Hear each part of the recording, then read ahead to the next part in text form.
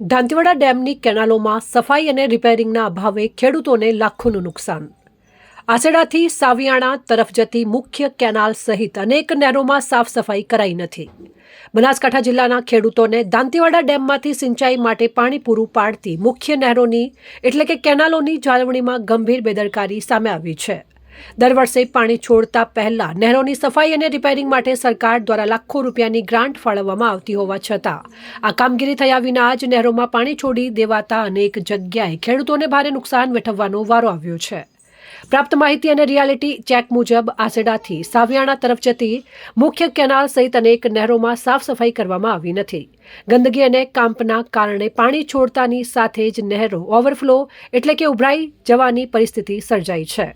ઘણી જગ્યાએ નહેરો તૂટેલી હાલતમાં છે અથવા રિપેરિંગ વિનાની છે અને પરિણામે કેનાલ ઉભરાવાથી કે તૂટવાથી ગાબડા પડવાથી પાણી સીધું જ આસપાસના ખેડૂતોના ખેતરોમાં ઘૂસી જાય છે. આ પાણીના કારણે ઊભા પાકને વ્યાપક નુકસાન થાય છે અને ખેડૂતોને લાખો રૂપિયાનું આર્થિક નુકસાન સહન કરવું પડે છે.